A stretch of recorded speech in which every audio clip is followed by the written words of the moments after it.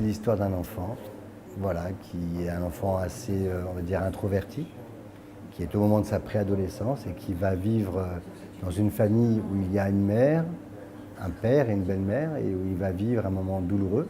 Il va découvrir que sa mère est malade, et donc c'est comment cette famille va l'entourer et va l'aider à grandir et à aussi s'épanouir dans ce moment de vie qui est un accident, mais il y en aura d'autres, et c'est comment cet enfant, avec ce parcours initiatique, va se construire. C'est une histoire qu'on a un petit peu vécue. Voilà. On a vécu un drame un peu similaire et on a eu envie de le raconter différemment, après de romancer quand même, de rentrer dans la fiction. Mais en tout cas, le point de départ, ça a été vraiment l'envie de parler d'un enfant comme ça qui affronte ce drame, parce que nous, on l'a vécu et c'est vrai que l'enfant a des ressorts incroyables et peut surmonter des choses qui sont très difficiles, et ils ont un élan de vie, ils ont une énergie, une capacité de rebondir qui nous a, nous, étonnés dans la vie. Et on s'est dit, tiens, il faut le raconter, il faut le raconter au cinéma. Donc voilà, c'est parti d'une histoire un petit peu vécue. On dit souvent que les premiers films sont inspirés d'histoires vraies, donc voilà, ça aide un petit peu, je pense, à se lancer. C'est un peu plus sincère. Moi, j'ai un souvenir comme ça qui me revient, mais je ne sais pas si c'est le plus beau. C'est une scène importante dans le film qui est la scène de l'hôpital, et où Suzanne et Pascal se disent voilà, un dernier au revoir. Et en fait, Suzanne est arrivée, est sortie de la loge, et j'avais vraiment l'impression elle était le rôle, et on lui a dit, bon, on répète, mais on répète, n'y va pas trop, enfin voilà, c'est juste une répétition. Et elle nous a tellement cueillis que toute l'équipe pleurait. C'était vraiment un moment de grâce. Et du coup, après, derrière, on a fait une prise parce qu'elle était tellement formidable. C'est la prise qu'il y a dans le film, on n'en a pas fait d'autres. C'est juste incroyable quand une comédienne vous donne ça. Je crois que moi, je ne savais même pas quoi lui dire tellement. Et je me souviens que je suis rentrée, je lui ai juste fait comme ça parce qu'on n'arrivait pas à parler, parce qu'elle m'a dit vas-y, parce qu'il était en pleurs.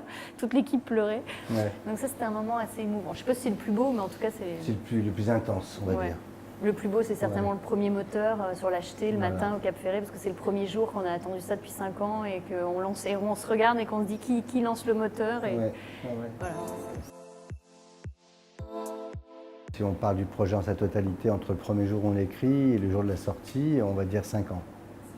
Ça a été un vrai parcours du combattant. Pas dans l'écriture, parce que l'écriture, on considérait qu'il fallait du temps pour écrire cette histoire.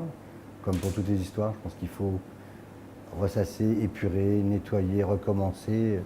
Le fait d'être à deux est quand même déjà, pour nous en tous les cas, quelque chose de très important, parce qu'on peut échanger et construire.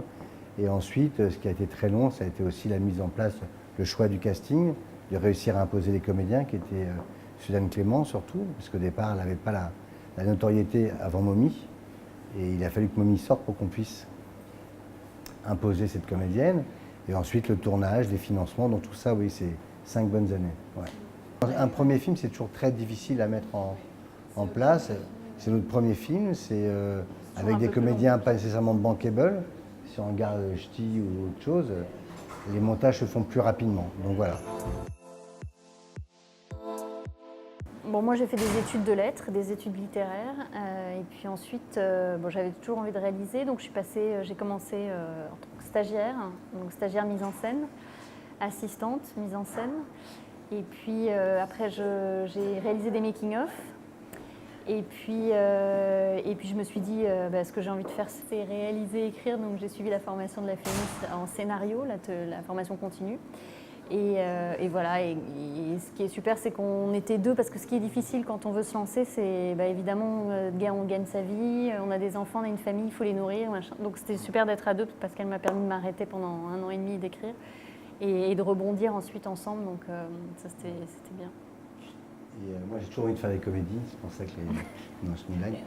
En fait, moi j'ai un peu le même type de parcours, c'est que j'ai commencé tout en bas, en fait, comme stagiaire, sans avoir fait d'école. Donc à 17 ans, j'ai toujours voulu faire du cinéma, et donc j'ai eu la chance de me retrouver sur un premier long métrage, et ensuite de fil en aiguille. J'étais assistant, je travaillais à la décoration, je travaillais à la machinerie, au décor, et puis après j'ai trouvé plutôt ma voie pour être un petit peu me préserver de la réalisation, qui était quand même un objectif pour moi, même si j'ai mis beaucoup de temps à... J'ai fait quelques courts-métrages et documentaires, mais jamais de choses qui me permettaient d'abandonner mon métier de technicien, qui était surtout la production. En fait, j'ai fait beaucoup de direction de production et de production exécutive. Voilà, donc je suis un réalisateur sur le tard, mais Tout vient à point, donc il s'y attend.